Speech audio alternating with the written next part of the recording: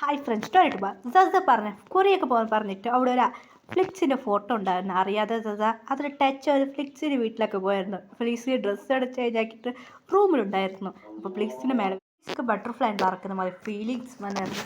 ആരെന്ന് അയ്യോ ഇത് ഡ്രസ്സൊന്നും വയ്ക്കാതെ തന്നെ നീ ആരെടാന്ന് പറയാം. ഫ്ലിക്സൊക്കെ ഒന്നും മനസ്സിലായില്ല. അങ്ങനെ ഫ്ലിക്സ് പോകുമ്പോൾ സസൻ്റെ കൗത്തിലൊരു ഒരു ഇതുണ്ടായിരുന്നു. എന്ത് പറഞ്ഞാൽ അതിൽ ഡേറ്റ് പേര് എല്ലാം ഉണ്ടായിരുന്നു. അത് മാത്രമല്ല സസൻ്റെ ബുക്ക് വീണ് ഡയറി വീണായിരുന്നു. ഫ്ലിക്സ് അതിലെല്ലാം ഇംഗ്ലീഷിൽ എഴുതിയായിരുന്നു. ഫ്ലിക്സ്ക്ക് ഹീറോയെ അവിടുന്ന് ഓടിപ്പോയായിരുന്നു. അതെ, തേർഡ് ഹീറോയായിരുന്നു ഫ്ലിക്സ്, തേർഡ് ഹീറോ. അങ്ങനെ ബുക്ക് വീണു. ഇപ്പം ബുക്ക് എടുത്ത് ഫ്ലിക്സ് ഹീറോയിൽ പോയല്ലായിരുന്നു. അങ്ങനെ ഹീറോയിൽ പോകാതെ കൊണ്ട് ഫ്ലിക്സൊക്കെ ഒരുമാതിരി വേജറായിരുന്നു. അങ്ങനെ ഫുൾ ഡീറ്റെയിൽസ് ആയിരുന്നായിരുന്നു. അപ്പോൾ സസ അത് എടുക്കാതെ മറന്നുപോയി. അപ്പോൾ സസ പുതിയതോ അത് പഴയത് മോശമില്ല ഇനി പുതിയതെന്ന് മേങ്ങ എന്ന് പറഞ്ഞ് അത് കാണാതായ കാര്യം പറഞ്ഞ് ടീച്ചർ വഴക്ക് പറയായിരുന്നു. സോറി ടീച്ചർ, അത് കാണാതായി പോയി എന്നത്. അത് ഭയങ്കര ആക്ടിങ് ഒക്കെയാണ് ടീച്ചർ. സാറില്ല, ഇനി മേലെ അങ്ങനെ ചെയ്യണ്ട, ഇനി മേലെ അവർക്ക് ഞാൻ പോവും എന്ന് പറഞ്ഞു. അങ്ങനെ ഇങ്ങനെ കഷ്ടപ്പെട്ട് ഇതാ പഠിച്ച് അപ്പം സെക്കൻഡ് ഇയർക്ക് എത്തി സമാധാനമായി എന്ന് പറഞ്ഞത് ഭയങ്കര ഹാപ്പിയായിരുന്നു. അങ്ങനെ ഇതാ പാട്ട് പാടിയാണ് വന്ന് വീട്ടിൽ കുറേ കാറും വണ്ടിയെല്ലാം ഉണ്ടായിരുന്നു. ആരാ എൻ്റെ വീട്ടിൽ വരാം ലാ ലാ ലാ എന്ന് പറഞ്ഞിട്ട് പാട്ട് വന്ന് അകത്ത് വന്ന് നോക്കുമ്പോൾ അകത്ത് ഇതതിൻ്റെ രീതി ഉണ്ടായിരുന്നു. രീതി എന്ന് ഹാക്കിച്ചേരും വന്നിട്ടുണ്ടോ? ചേട്ടനുണ്ടായിരുന്നു. ചേട്ടന് വന്നിട്ടുണ്ട്. ചേട്ടനിക്ക് ഓൾറെഡി മാരേജായി. അതുകൊണ്ട് മാരേജുമായി. അതെ, അത് കൊറിയൻ ഗേൾ ഇന്ത്യക്ക് ഇങ്ങനെ ട്രിപ്പ് വന്നപ്പോൾ കണ്ട് ഇഷ്ടപ്പെട്ട് ലവ് മാരേജായിരുന്നു. അതെ, ഇപ്പോൾ സസ മാത്രമേ ടെൻഷനായിട്ട് മുറക്കായിരുന്നു. അത് വീട്ടിൽ ചേട്ടൻ നോക്കുമായിരുന്നു. വന്നിട്ടുണ്ടോ എന്ന് പറയായിരുന്നു. അത് അകത്ത് വന്ന് നോക്കും. ഫ്ലിക്സ് അവിടെ ഇരുന്ന് കാണുമ്പോൾ കാളിട്ട് സസ നോക്കി കണ്ണടച്ചേർത്തത്. അതൊക്കെ ഷാക്കായിരുന്നു.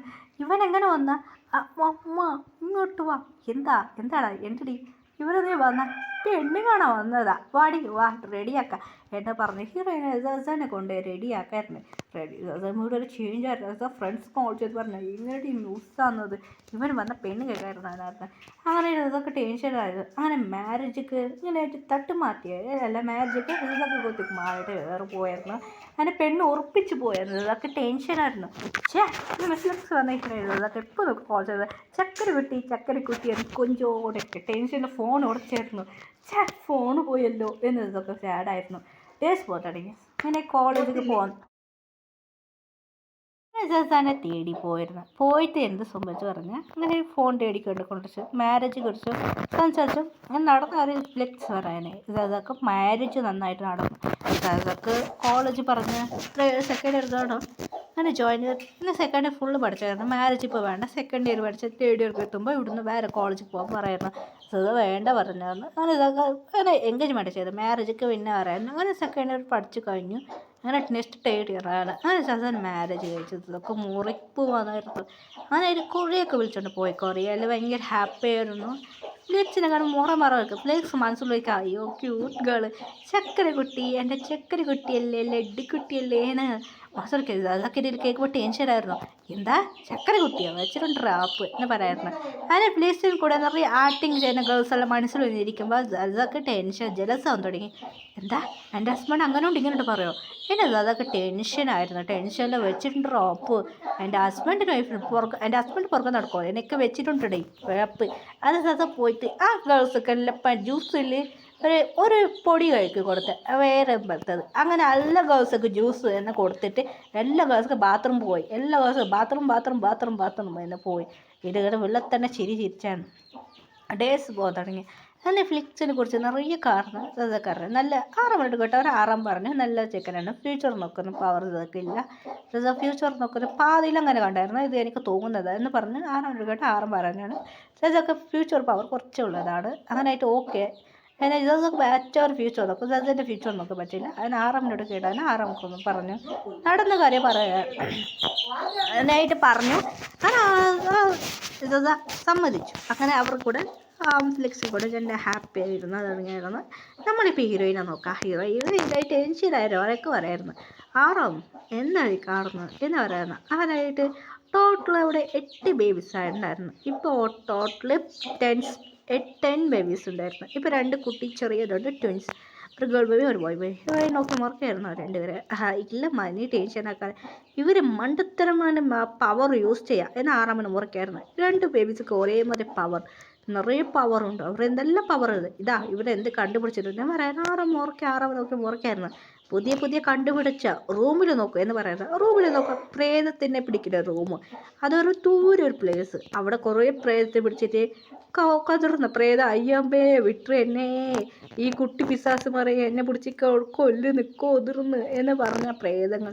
എന്നാൽ പ്രേതത്തെ ആത്മശാന്തി അതുമുതല കെട്ട് പ്രേതത്തിന് നല്ല പനിഷ്മെൻറ്റ് കൊടുക്കാതെ നമ്മളെ ക്യൂട്ടൂടെ ഇത് കെട്ട പ്രേതം ഇത് നല്ല പ്രേതം അങ്ങനെ ആ പ്ലേസ് വെച്ച് നല്ല നശിപ്പിക്കുന്നു എല്ലാം പറയാറുണ്ടായിരുന്നു. ആ ബേബീസ് ഇതെന്തെല്ലാം ചെയ്യും കാട് പ്ലേസ് കുറച്ചൊരു കാട് മതി കുറച്ചൊരു റൂം ആ റൂം വലിയ റൂം നല്ല പ്രേതത്തിന് വൈറ്റ് ബ്ലാക്ക് ഉള്ളത് കെട്ട പ്രേതം.